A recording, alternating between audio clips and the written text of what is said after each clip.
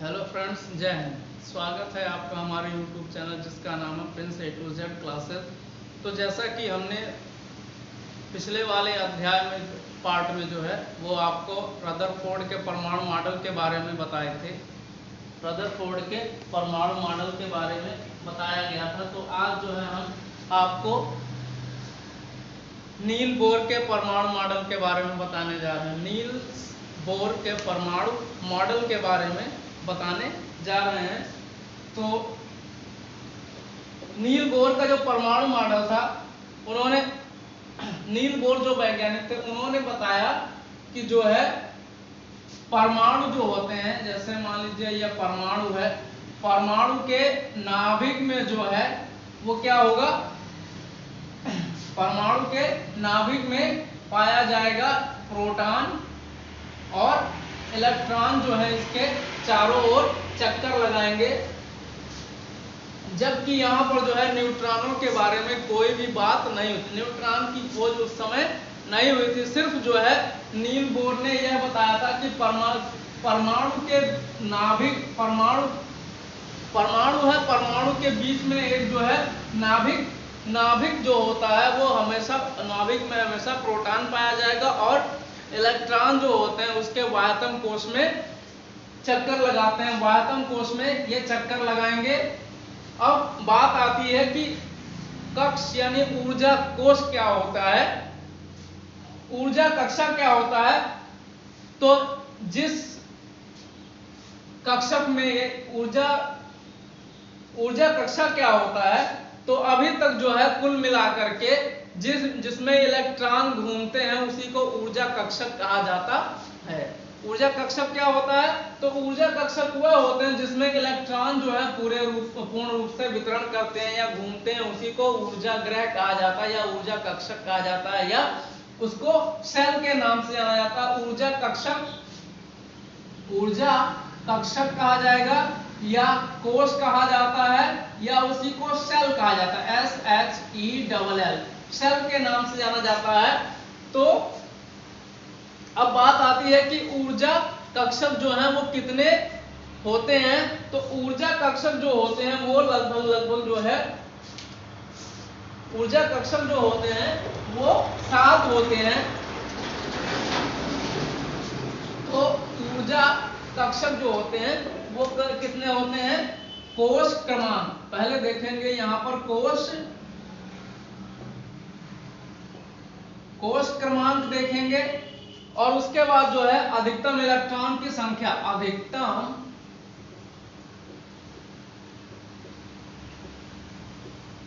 Electron की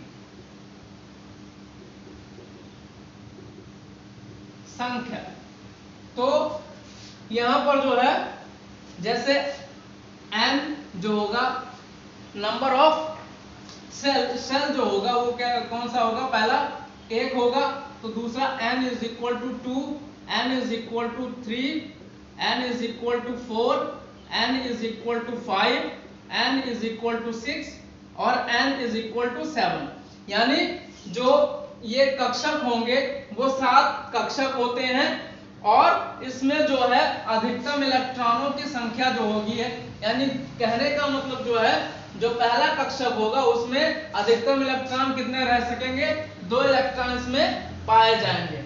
इसके बाद दूसरे में जो है वो 8 इलेक्ट्रॉन पाए जाते हैं, दूसरे में जो है वो 8 इलेक्ट्रॉन, तीसरे में 18 इलेक्ट्रॉन, चौथे में जो है वो 32 इलेक्ट्रॉन और पांचवें में जो है 32 इलेक्ट्रॉन, छठे में 18 इलेक्ट्रॉन और इसके बाद सातवें में जो है वो फिर 8 इलेक्ट्रॉन रहते हैं। तो कहने का मतलब यह है कि पहले कोश में जो है वो 2 इलेक्ट्रॉन, दूसरे कोश में 8 इलेक्ट्रॉन, तीसरे में जो है वो 18 इलेक्ट्रॉन, चौथे में 32, पांचवें में 32, छठे में जो है वो 18 इलेक्ट्रॉन और सातवें में जो है वो 8 इलेक्ट्रॉन पाए जाते हैं। अब इसको जो है कैसे बनाया जाएगा इसके बारे में जान लेते हैं। तो जैसे मान लीजिए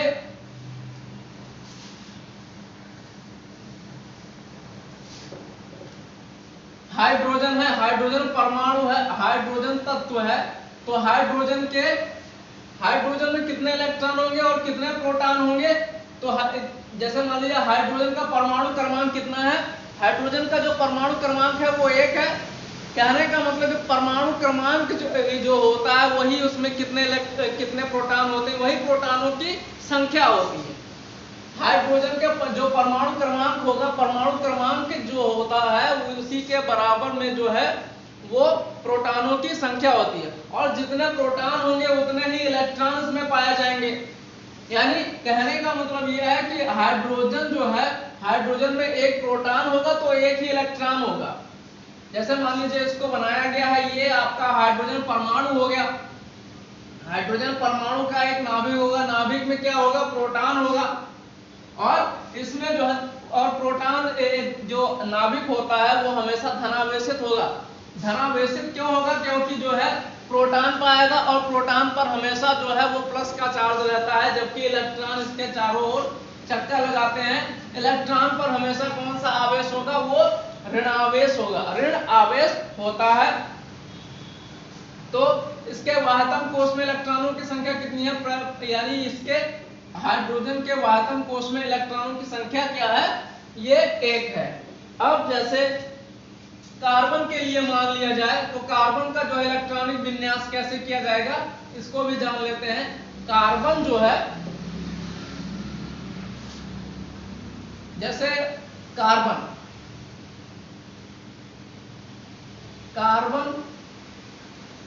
6 और कार्बन जो है, कार्बन का इलेक्ट्रॉनिक अगर कॉन्फ़िगरेशन किया जाएगा तो 2 और 4, क्योंकि इसका परमाणु क्रमांक जो है वो 6 है। परमाणु क्रमांक के बराबर ही इसमें क्या होगा? परमाणु क्रमांक यानी इसमें प्रोटॉनों की संख्या 6 होगी, और इसमें जितनी प्रोटॉन की संख्या होगी उतने ही इलेक्ट्रॉनों की संख्या होगी। तो कहने का मतलब इसमें प्रोटॉन 6 है तो और इलेक्ट्रॉन भी 6 ही होंगे। अब जब इसका जो है इलेक्ट्रॉनिक विन्यास किया जाएगा तो 2 और 4 होगा। तो कहने का मतलब यह है कि जो K सेल है या n बराबर 1 है, जैसे मैंने बताया था कि जो है n बराबर 1, n बराबर 2, n बराबर 3, n बराबर 4, n बराबर 5, n बराबर 6, n बराबर 7। तो इसमें जो है इसको उपकक्षक के नाम से K, L, M, N, O, P, Q के नाम से भी जाना जाता है। तो कहने का मतलब यह है कि जितने इसके 7 कक्षक होंगे तो सातों कक्षक जब बनाएंगे तो उसको बनाने के लिए, जैसे मान लीजिए ये हमारा जो है परमाणु है, परमाणु में नाभिक है, नाभिक में प्रोटॉन है, प्रोटॉन और इसके 7 कक्षक किस तरीके से इसके बनाए जाएंगे। पहला कक्षक हो गया, ये दूसरा कक्षक हो गया, तीसरा कक्षक ये हो गया, चौथा कक्षक ये हो गया, पांचवा कक्षक ये हो गया, छठा ये और सातवां ये कक्षक। इस तरीके से जो है हमारे कक्षक बनाए जाएंगे। तो इसको क्या कहा जाएगा? इसको K सेल, इसको L, M, N, O, P और Q, इस तरीके से कक्षक बनाए जाएंगे। इनको कक्षक कहा जाएगा। तो अब इसमें जो है इलेक्ट्रॉनों को जो है कार्बन की जो है, कार्बन का जब इलेक्ट्रॉनिक विन्यास इसमें किया जाएगा तो इसमें सेल यानी इलेक्ट्रॉनों को कैसे भरा जाएगा उसको हम देखेंगे।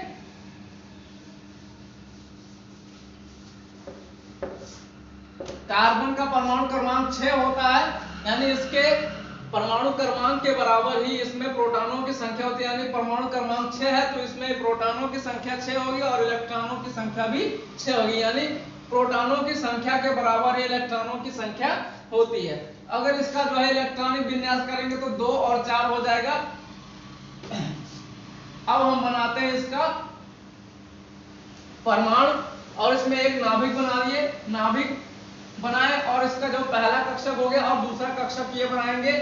कहने का मतलब यह है कि परमाणु के पहले कक्षक में 2 इलेक्ट्रॉन, 1 और 2, इसके बाद जो है 4 इलेक्ट्रॉन जो है वायतम कक्षक में इसके 4 इलेक्ट्रॉन होंगे, 1, 2, 3 और 4। ये जो हो गया इसका इलेक्ट्रॉनिक वितरण हो गया। इलेक्ट्रॉन इलेक्ट्रॉनिक विन्यास इस तरीके से किया जाएगा, यानी कक्षक में जो है इलेक्ट्रॉन ऐसे इसी तरीके से इसको फिल किया जाता है।